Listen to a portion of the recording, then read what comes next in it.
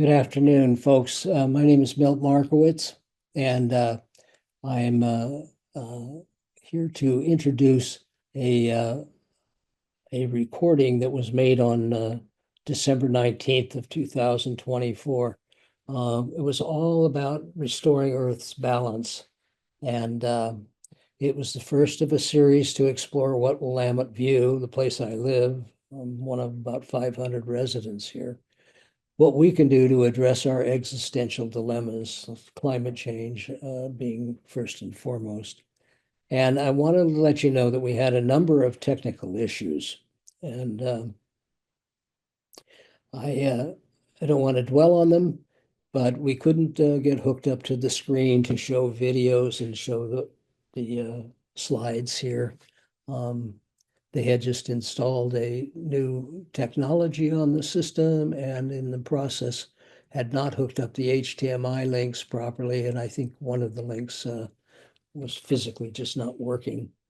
And we also had a scheduling conflict that I wanted to mention because it looks like people are leaving the room at a certain point in the video, and they are.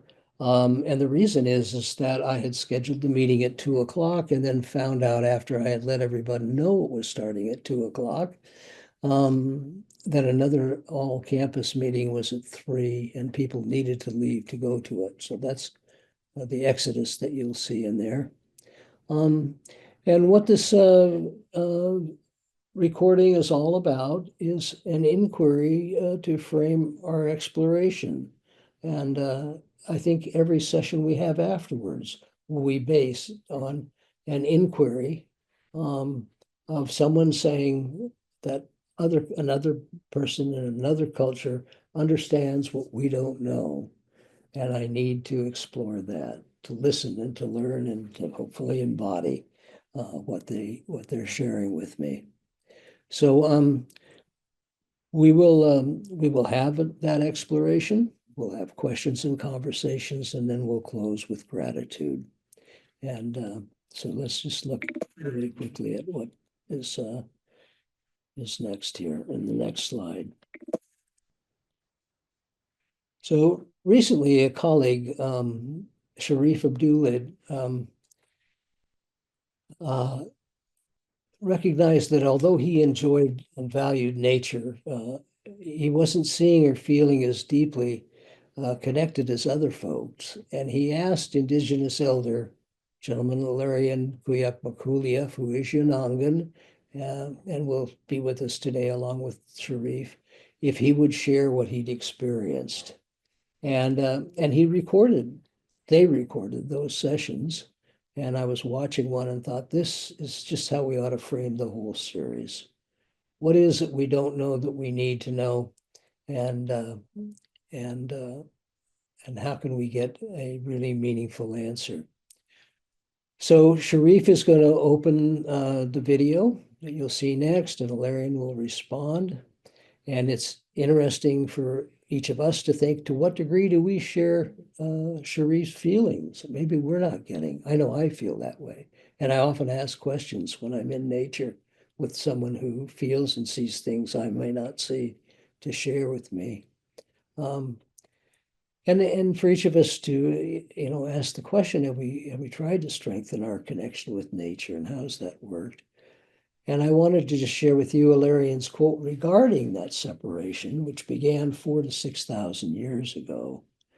And it's in these prophetic times where human beings are pushing the Earth Mother's life support systems to the brink, it is imperative to do whatever is possible to elevate human consciousness. We must heal separation from self, from other, and Mother Earth.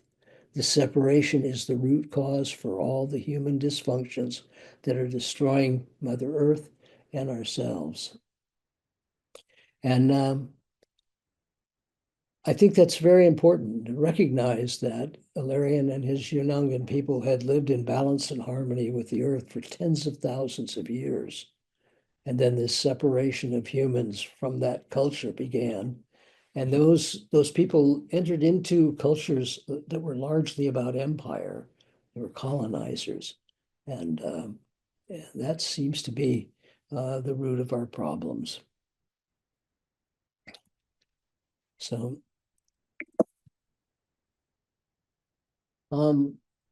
what's next? Well, we're going to restore Earth's balance in the future sessions. On the January 23rd, Terry Cross, who's Seneca, is going to talk about what colonizers do and and how best to work with them. And I wanted to share this quote with you before I tell you about the next session that we're going to have, is knowing that you love the earth changes you. It activates you to defend and protect and celebrate. But when you feel that the earth loves you in return, that feeling transforms the relationship from a one-way street into a sacred bond. And that's by Robin Wall Kimmerer from Braiding Sweetgrass, which is a beautiful book. I recommend it to all of you. But we are scheduling right now and developing facilitators, native facilitation on languages of life, because in our world, we have an alphabetic language you all know and are familiar with, but what you may not know is that other cultures speak what I would call languages of life, where every utterance is about what brings life. Why does it flourish? Everything they talk about is in those terms of bringing life. And those languages are often filled with gratitude for those gifts of creation. So please invite colleagues who are interested in the topics we're addressing, and will, as well as the overall health of our planet and what we need to do or can do for future generations. If you want to learn more about Ilarion's work, please go to this website that I have here, and Shariff's work. Also, you can just Google Shariff Abdullah. And contact me, 503-248-0432. There's my email address. If you have questions, if you have suggestions, if you have interests you'd like to share, or special skills that you think can support this work. And also, if you're interested in, I am working with Ilarion and 4 other elders, we've been working for some time, to do a whole series with the Transformational Learning Foundation on embodying Indigenous wisdom. So please feel free to get in touch with me if you have any need to know any of this or share any of this. So thank you once again for your participation, and I wish you well. Thank you. Hey, um, I am just in awe of the fact of him being um, in an environment where nature was his primary teacher, um, where he was getting what he needed to know as a child direct from source. I mean, like with no intervention here. I was about as far from source as you could get. But still, we wind up in a very similar position. Um, and so I have been. We did our recent series, our 3 episode series, um, from that point of view, and from the exploration of how we are one, having come from very disparate um, backgrounds. And what does that mean for us going forward as a society? This being a very pivotal place in in our world right now. And we both have been saying the next 3 or 4 years are going to be absolutely pivotal for how we are living our lives on this planet as individuals and as citizens of our world. Um, we get really confused when we start breaking our citizenship down into um, nations and into uh, political divisions and economic divisions, etc. When we start looking at us as citizens of one world, we don't have another one. We start when we start out and start looking at us being citizens of a healthy, dynamic world, our work starts getting a lot easier to think about. So anyway, I had absolutely no plan on saying anything today, but yeah, that's how we got together, and I'm looking forward to what happens here. Okay, thank you so much, because I was going to show the video where you played that. This is better to just have it live. And Ilarion, do you want to respond to any of that? Why don't you just tell the story of being present, of being 5, 6 years old and going with the hunters? I'm going to skip messing with this technology. Okay, ang Juan, kamangla kamna kamangla kasuda to Unanganway, Unanganafakta Kuya. I said, hello, my other self, which is Ang Juan, as the way our people greet each other every day. And I said that I said the afternoon tastes good, and that I am Unangan, which is the Western world uses the word Aleut, but we're not Aleut. That's a name given to us by our former oppressors. We call ourselves Unangan, which means people by the sea. And we've been in Bering Sea for over 10,000 years, and we're still there. And I said my traditional name is Kuya. And it was a name given to me by the last Kuyak that was left alive amongst my people. When I was 4 years old, he gave me his name. And what it means is like an arm extending out from the body, a carrier of ancient knowledge into modern times, a messenger. And so I have been living the legacy of my name ever since then. And I've had a traditional upbringing. I was the last in the generation that had a traditional upbringing fully intact. My people understood that they are not to interfere with our what we learn and how we learn. And so the adult job was to simply create the space for a child to learn, not tell them what to learn, how to learn, or to define anything. And that was an ingenious way because I could expand out to the maximum of my capability without the interference of anybody, especially adults. I was given a freedom as a child that very few children today really enjoy, where I could go anywhere I was born on an island that's 12 miles long and 5 miles wide.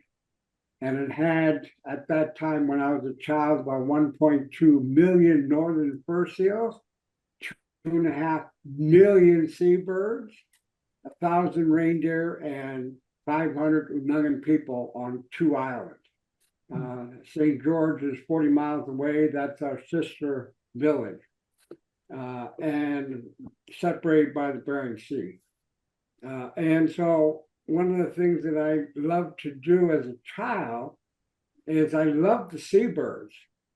And I decided I'm going to go see the seabirds every day. And so I would wake up at 6 years old before 3 o'clock in the morning and walk out by myself in pitch black darkness. Today, that might be called child abuse, but that was the way of our people at that time. And so I would walk 3 miles out of the village in the dark to be there in time to that the birds would wake up to the sunrise. And so I would walk out to this bird rookery. And there must have been at least 10,000 or more seabirds under that cliff. There are only 6, 7 places on the island that birds can nest, and 2.5 million seabirds. Of course, there were more than 10,000 seabirds underneath this one cliff.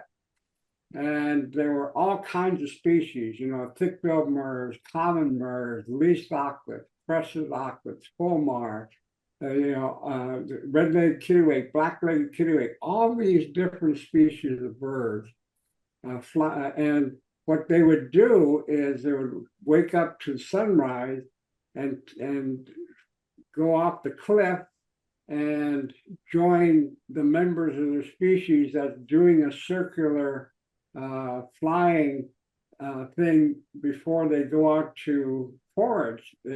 They're waiting to collect members of their species to go out foraging. And so, and they would fly at different speeds and different heights, diagonally this way, diagonally that way, left, right, up, down. It was just apparent chaos. But you can hear the seabirds as they called out. There were thousands of seabirds, and all these different species, and they were just singing their song, welcoming the day. And I was amazed. I about a couple of times into the bird rookery, I saw that the birds, as many of the birds as there were in apparent chaos, they never clipped a wing. They would be flying all in front of the cliff, and they never hit each other. And I thought, wow, that's amazing. How do the seabirds do that? What's the difference between a seabird and a human? And I thought in my 6-year-old mind, well, birds don't think. They just, I didn't have the name for it at the time, but they're a field of awareness. And this field of awareness informs them as to where they need to be to avoid hitting another species or another member of their species. And I thought, wow, I want to be a seabird. I was 6 years old, and I thought, I want to be a seabird. And so I went with my intuition, and it told me, well, I'm not going to think. And it took me a couple months to get there, but I got to the point where I could actually not think, not a single word coming through my brain at all for hours. And, I took that knowing and went out sea lion hunting. We hunt stellar sea lions from shore to water because in the wintertime it's too rough for boats to go.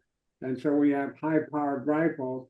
And I would go out there. My acha, who was a traditional mentor, would take me out hunting with him, and there would be 4 or 5 other hunters waiting at the edge of the island for a sea lion to come by. And we would do the same thing that the birds did, which is to go out there to be there before sunrise, and we would wait for a sea lion to come by. And by noon, of course, by 6 o'clock in the morning, that we would be there, and by noon, I was daydreaming and sleepy as a 6-year-old child. Just zoning out. But the men, they never zoned out. They never got daydreaming. They were sitting there on the basalt boulders, focused on the sea. And they didn't talk very much. They didn't act. They weren't very active. They were just sitting there, focused on the sea. And I thought, wow, the hunters are amazing that they never get daydream. You're sleepy. And then somebody would say, all of a sudden, kawakako, sea lion coming. And so instantly, all the men would look at one part of the ocean. And I look and I don't see a sea lion. And then but I was sure that there must be a sea lion because all the men are there looking at this one spot. Now, the sea lion could be anywhere in the ocean. That's 180 degrees of water. We're on an island. But they're looking at this one spot. And so I look, and sure enough, 5 to 7 minutes later, the sea line pops up exactly where they're looking. And I thought, wow, this is pretty magical. Well, when I started using what I learned from seabirds out hunting, that's when I caught on to how the hunters did what they did.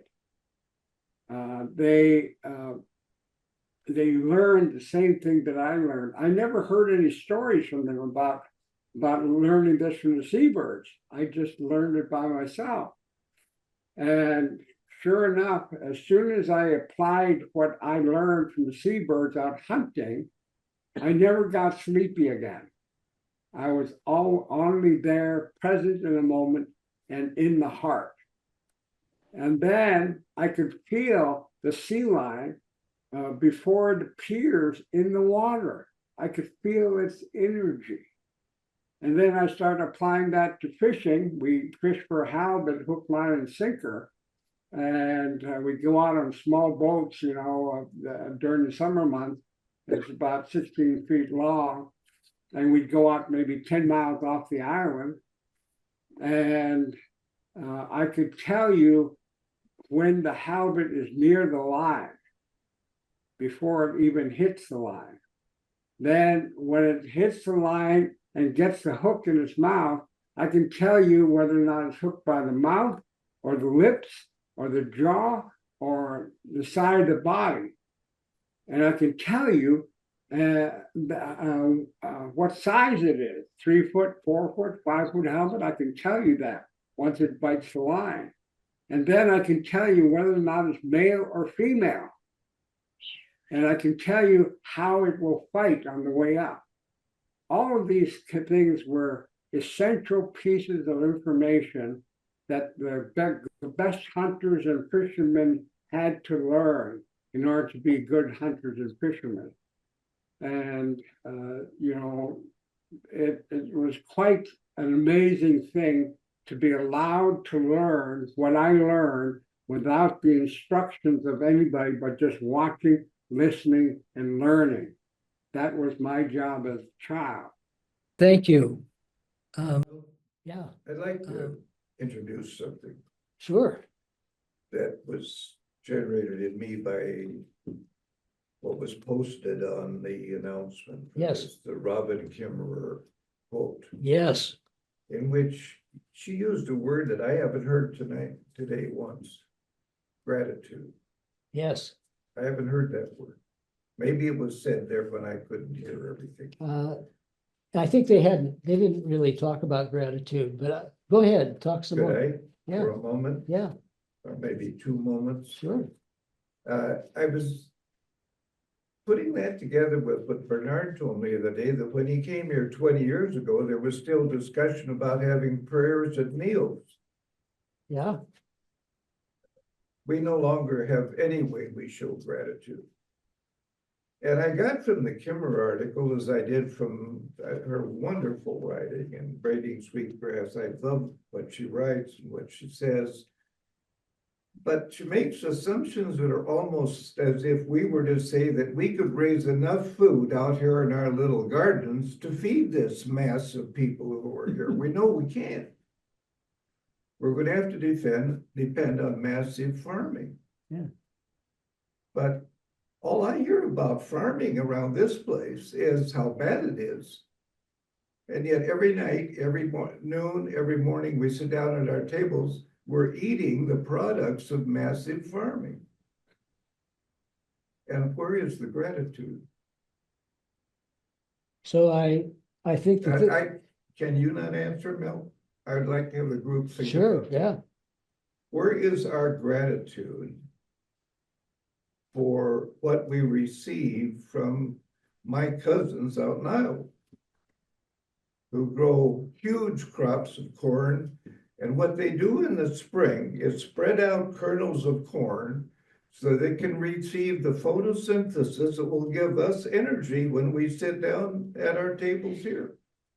Where do we show the gratitude? And that's what Kimmerer was talking about, was gratitude. And I'd like to have us think solidly about what we take in as energy here and where we receive it from. And it seems to me that that's indigenous thinking of gratitude. Enough. Does anyone want to comment on that? Yeah, Sorry. I would like to do that first. You know, when we pray, we don't pray to a Santa Claus God. And we pray to give thanks and gratitude for what we receive because we're given everything that we need. And we live in a society that is a paradigm of take, take, take. And I come from a society that says give, give, give. And the more you give, the more you get. And this thing about, you know, people praying to God for help my friend. I'm going, you know, give me, help my friend over here who's dying, help my friend over here who's sick. You know, help my hand here who needs money. You know, it's not something that that Native people around the world do, because they don't think about themselves, they think about others. And anybody can do this. You know, the things that I talk about in the very beginning with the birds, I mean, you learn through the whole body. And anybody can do this if they pay attention to that. Especially, you know, when you're children, you used to have wonder and awe for everything. You used to, you know, stare at a blade of grass for half an hour or an insect, or, you know, it just was there. And the elders amongst indigenous people, they maintained that level of the young person inside of them, keep that alive, and they had the wisdom of the elders. So when you combine those two, you start to come to an answer about what we must do today. I mean, we're concerned about global climate change, the wars, you know, specific things that we don't feel like we can have anything to do with it. But we must not underestimate the power of you as an individual. We each have a gift, you know, and my elders tell me we each have been given a gift during this time, a gift for the world. And that only if you go to your heart and listen to your heart will tell you what your gift is. And we have drifted away from the heart. And so we had the results that we had today of all the ills in the world, because we're focusing from the mind, and the mind is telling the heart what to do. And when traditionally the heart would tell the mind what to do. Now, the mind is logical and rational. The heart is trans-rational. And that we don't, my elders tell me, we don't have much time as a human being. The Mother Earth, she's taken care of herself for billions of years. She knows how to take care of herself, and she'll survive for billions more. It's a question about whether or not we humans are going to survive. And the only way that my elders say that we can access that survival is by going to the heart. And until we do, we're gone. And I fear that, you know, we may be not a species on this planet anymore after maybe a few years from now. I'm not kidding. Most of the elders that I talk with around the world, they feel the same way. We have got to act now for ourselves and for others. That's it. Ilarion, would you like to share anything more? I was thinking of just talking about what happened for you and your people in the 1960s when you were freed from colonization and the creation of a community that that is really thriving. Because I see us in the same situation now where we're trapped in these empire ways of being and so forth, and we can't quite unhook from them. You unhooked from them in a really beautiful way, where it was just revealed that they were persecuting you, and that wasn't who the United States at least wanted. Maybe they wanted to be that way, I don't know, but they didn't want everybody in the world seeing it. But what's most important to me, I think, is to understand who you were as a community there that defined what was best for yourselves and, more importantly, for the whole community. Okay, yeah, I'll comment on that, and then I would like to hear Shariff and hear some of his comments. Yeah, I was born a slave, and all of my ancestors, including my parents, were slaves of the U.S. government. Before that, we were slaves of the Russian people, where the Russian government would take, we were the only ones that could kill fur seals efficiently, and by the hundreds of thousands, according to our history, that the Russians forced us to kill hundreds of thousands of seals every year. And then the U.S. took over in 1867, and they maintained that posture with our people, where the government owned everything. Even the clothes that I wore as a child was given to us by the government. The houses that we lived in were not our homes. They were owned by the government. The land was owned by the government. And the government didn't pay us. We were kept as a captive labor force until 1966, when we achieved our political independence. And that was due to a Black man who in 1961 had picked up that local men had smuggled a letter out that was published by a native-owned newspaper in Alaska that described what we were going through. And at that time, we couldn't leave the island. We couldn't come to the island without government permission, so they controlled everything, including all the letters. So the men arranged to smuggle a letter out, and they did that, and it was published in that native newspaper called the Tundra Times, and was picked up by a Black man who was the head of the Human Rights Commission at that time, and actually investigated what was going on and found the allegation to be true. And so he turned that report into Congress, and Congress did their own investigation, and then that achieved our political independence in 1966, when we can actually own the house we were in and vote in elections and do all the things that cities can do today. We weren't even allowed to create a city until 1966. And so we then what we did, we came to existential crisis in 1980 when Reagan took over. He wiped completely out the Pribilof Island budget of $3 million that maintained the heavy infrastructure the government put there that we lived in. And then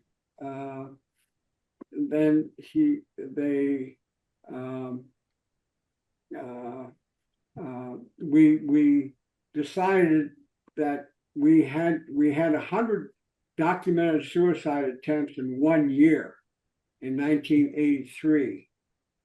And the government declared it was going to pull out of the island, and so it did.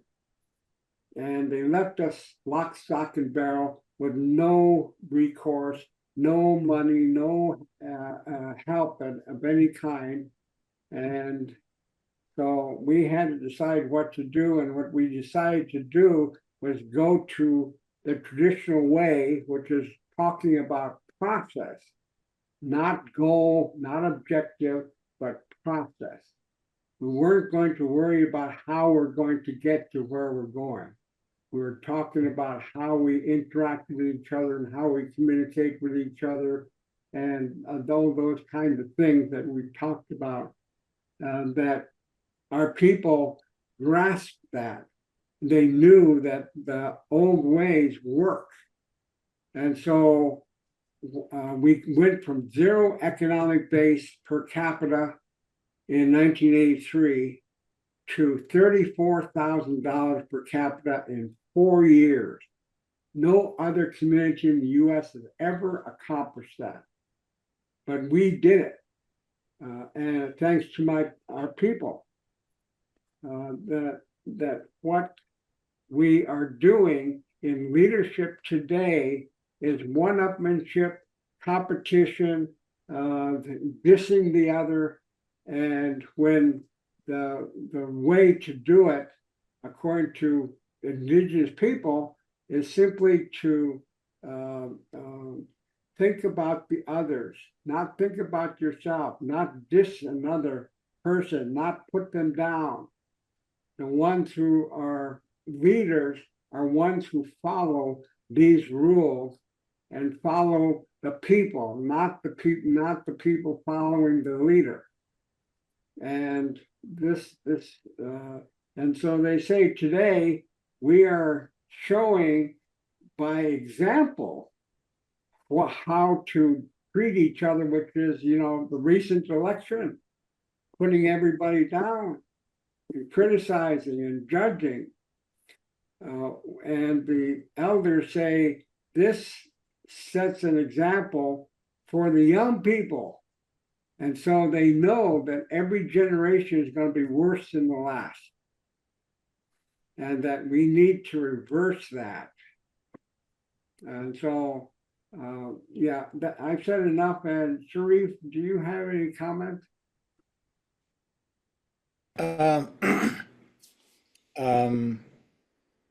I think it's interesting that we're talking about things like gratitude. I think it's interesting that we're talking about things like slavery. I think it's interesting that we're talking about our systems of the past, and we don't have a mechanism to talk about our systems of the present and our systems of the future. The gentleman that had raised the issue about gratitude, the way he raised it, it's amazingly complex. Am I grateful for having the food that's in my kitchen? I'm very grateful. Am I grateful about all of the pesticides that are put on the food? I try to keep it out of my kitchen, but if the food is on many, many kitchens, that's making us sick, that's making us die. Am I grateful for that? No, I'm not. So you can't bundle the whole thing up and say, well, if you're growing food, you've got to be grateful, even though we're putting poison on it. If I'm living by my brain and my spreadsheet, I'm going to put the poison on the food because I'm going to make more money per acre for the food. I'll make more money. I'll be able to go to Las Vegas and throw it all away as though that's a good idea. If I'm living from my heart, if I make that decision from my heart, why in the world would I put poison on the food? Why would I, why would I put poison on food that my children might eat, that I might eat. So we have to operate from a completely different mindset. If you're operating from your heart mindset, then I'm going to trust that you're going to do the right thing. If you're operating from either a fear mindset, I'm afraid I'm going to lose money, so my competitors are putting the poison on the food, so I'm going to have to put the poison on the food. Or if I'm operating from a greed mindset, like I can make, $100,000 if I don't put the poison on. I can put $1 million if I can put the poison on. Then every decision I make is the wrong decision. Every decision that I make is a bad decision, even though it increases my bank account, even though it increases my status in the world, even though everybody else is doing it. And so our challenge is, can I break free from that? Now, I think that all of us need to break free. And breaking free doesn't mean stopping that guy over there, okay? It means that all of us coming together and forming the kind of society that we are called to from our hearts. That the kind of society that we've got a connection with, a kind of society that not only are all the people connected, but like Ilarion was saying, that we're connected to the animals around us. We're connected to all of the plants around us. So I'm here in Portland. I live in an apartment, and right outside the windows of my apartment, right out there, are some nice shrubs that are part of the apartment complex. And about a year or two ago, a bird built a nest outside my window and laid her eggs and hatched her young right outside my window, which was the coolest thing. But the reason that existed that way was that the landscaping company did not spray pesticides everywhere. They don't use them. And the fact that they didn't use them, the fact that the birds were able to mature and live, I am really grateful for. Now, how many pesticide companies want to increase their profit margin and have just sprayed the birds that have died, and that's the end of that? So it's, can we, both individually and then can we collectively, make decisions that are based on us literally being connected with each other and connected with other human beings and connected with all other beings? And can we make that connection happen at the heart level, not at the head level, and definitely not at the pocketbook level? If we can do that, we're going to be on a whole other planet, and I don't mean Mars. So I'm done. Thank you. Thank you both. I'm going to ask, there are just a couple of other people that are still on the Zoom. Mark, do you have any questions? And I don't know who Fireflies at Note Taker is, so. That's an AI note taker. Fireflies never talks. Oh. Yeah. Mark, do you have any comments or anything you wanted to ask either Shariff or Ilarion or me? Actually, Milt, I just feel really grateful that you've invited me along to this conversation. It's, really valuable for me just to hear the stories. It's been very helpful and very rich. So thank you very much, Ilarion. And Shariff, and Milt. Thank you. It's always good to talk to you, Mark. And do you have anything you want to add? Yeah, I'm assuming that global warming is part of this issue that we're dealing with. And I would hate to see us overlook the importance of trees in our environment. And plants and trees help to sequester the CO2 that affects global warming. And that's been going on for some time as we cut the forests and reduce the amount of trees. It becomes more important that we take care of the trees in our landscapes.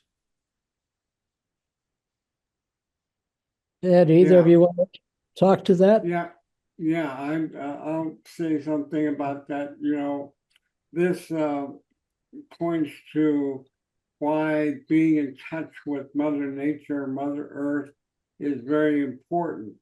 You know, I went to a meeting of movers and shakers, and these were people that were very rich. And their plan was to plant 6 trillion trees in South America. 6 trillion. And we Native people, we said, hold on.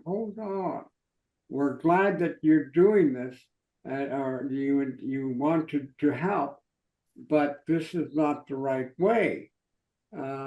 They were going to plant trees wherever there used to be trees, but we told them, you know, you should talk with the local indigenous people about what should be planted there, or if it should be planted there, and do a partnership with them and follow their guidance as to what to do.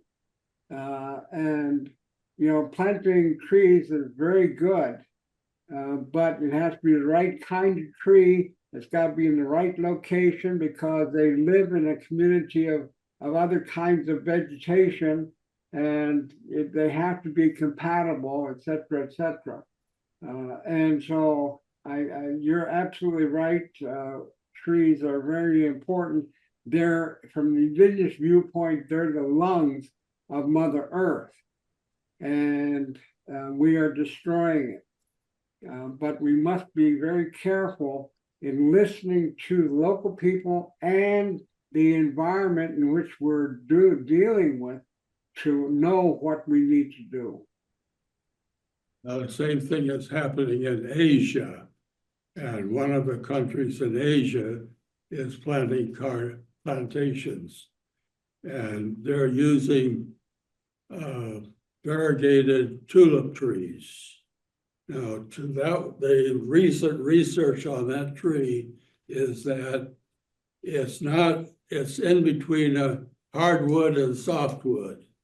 And part of this is that it absorbs more CO2 than normal, which makes the wood intermediate between the two. And that's what they're doing.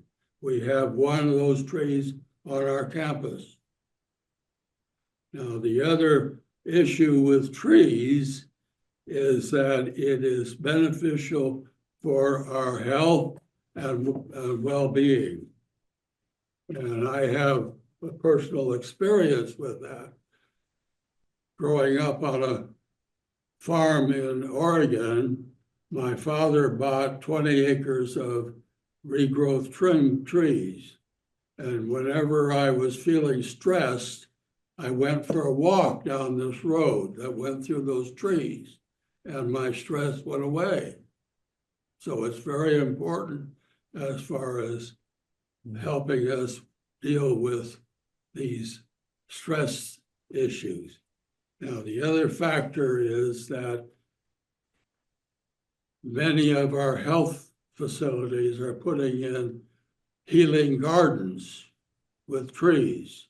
And the recent research says that the people with surgery heal faster if they can look at trees or plants.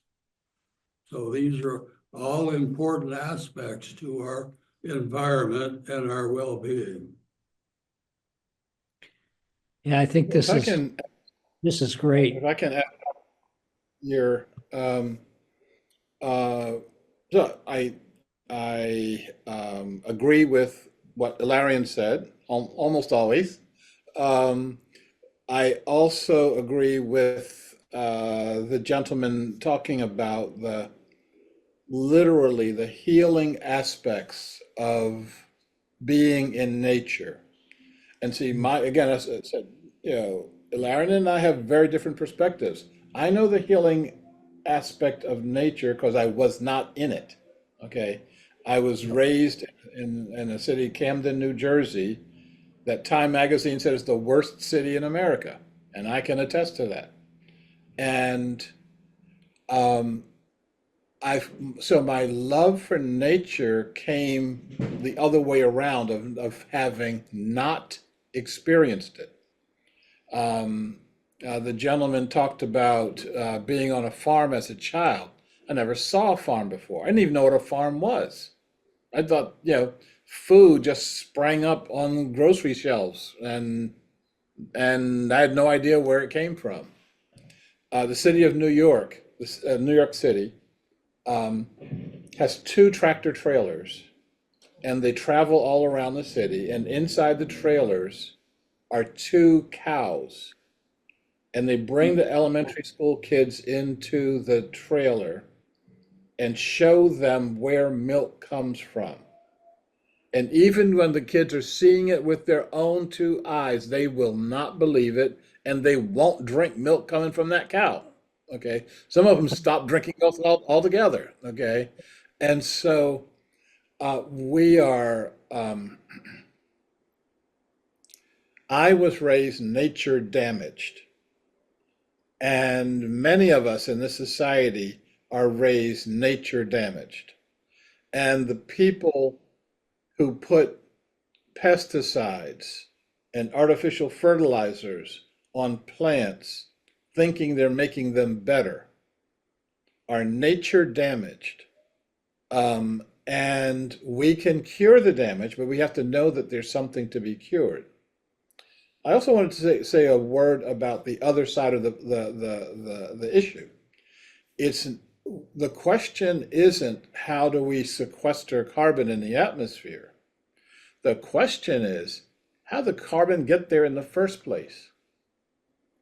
Who thought it was a good idea to take the 2 tons of carbon that my car generates every year and stick it in the air?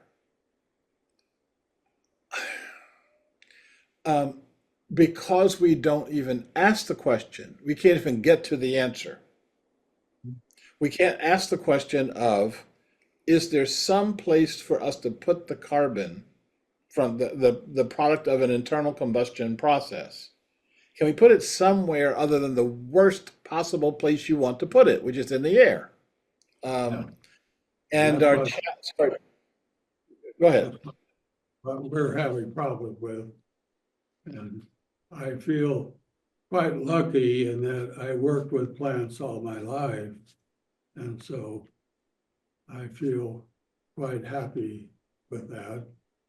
And so after 94 years, I think I have done fairly well. And our challenge is, okay, so you have had a world experience that I've never had. Yeah. Ilarion has had world experience that I've never had.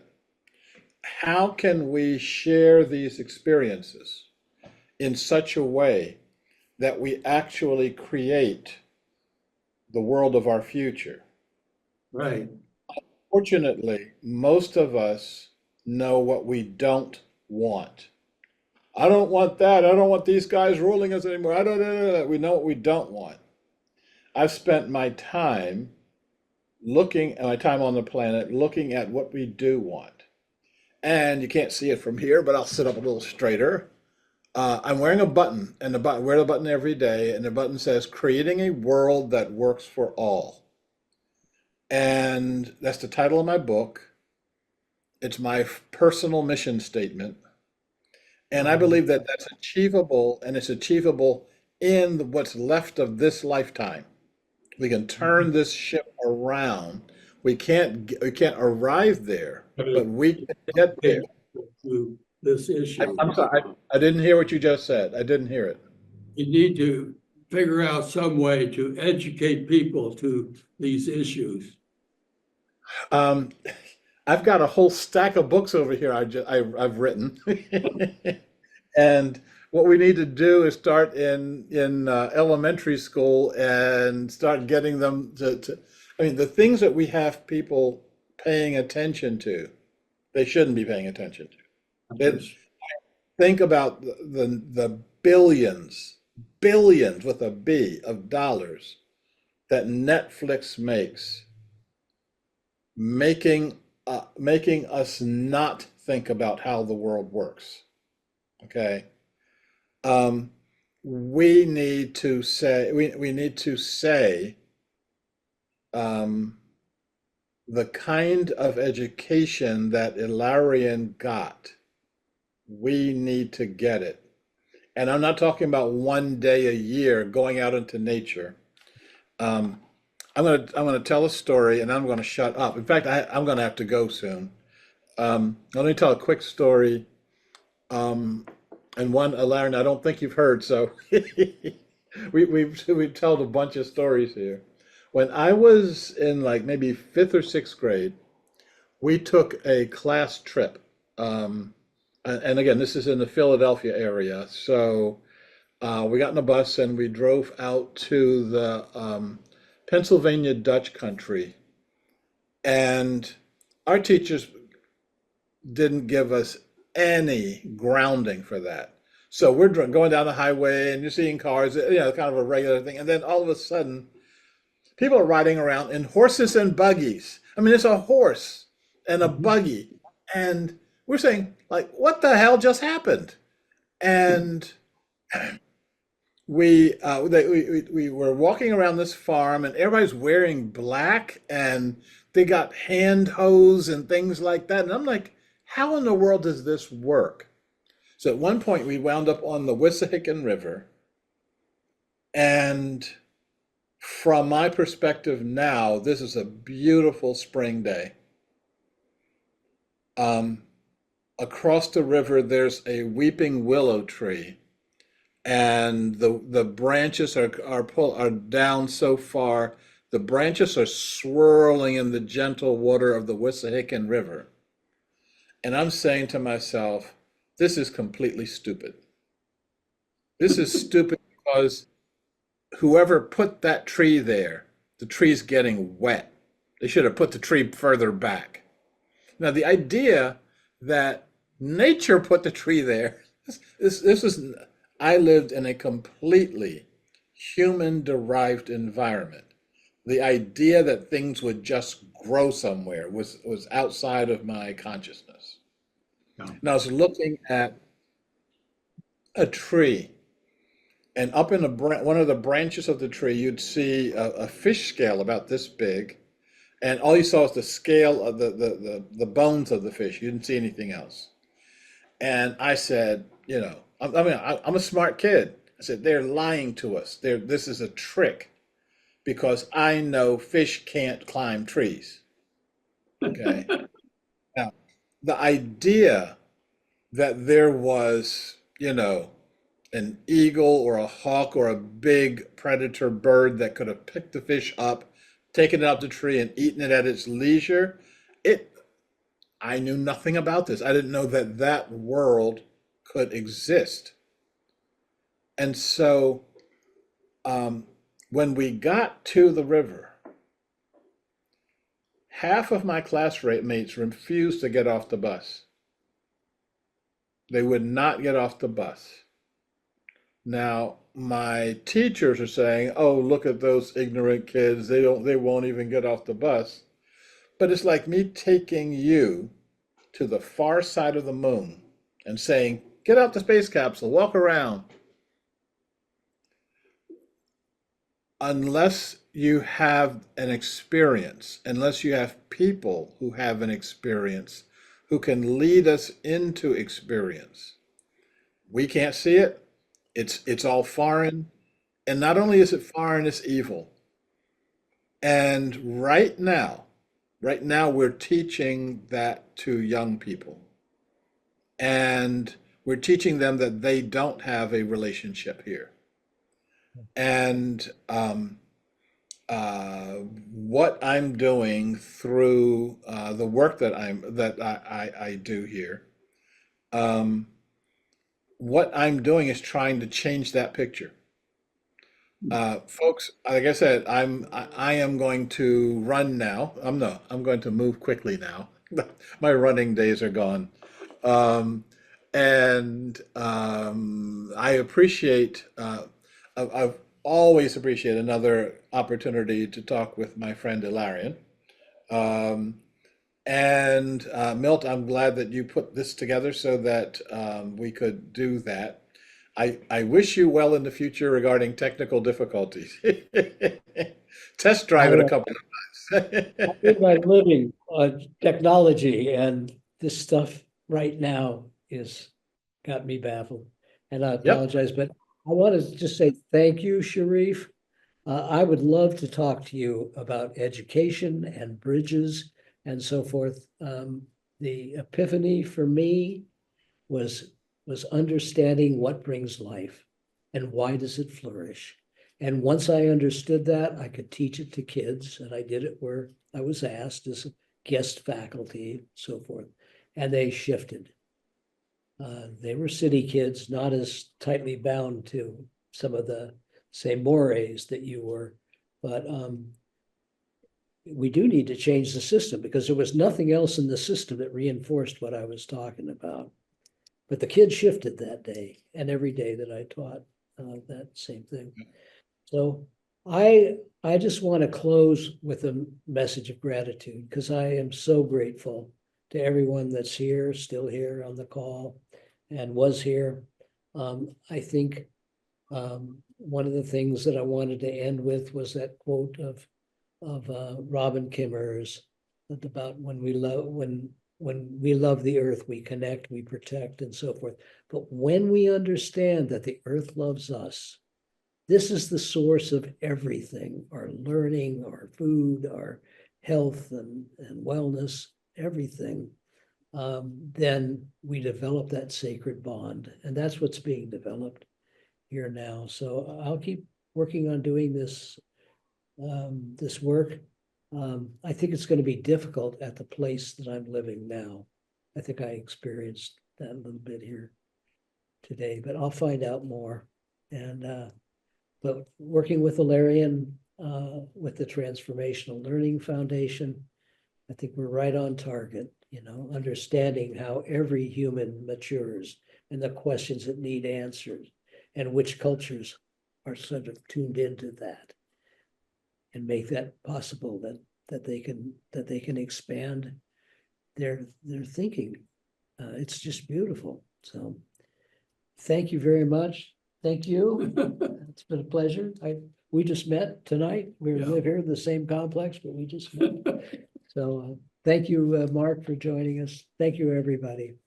Thank you, And, Milt. Thank you, bye-bye. Ilarion. Thank you, Shariff. Bye-bye. Bye-bye. Okay.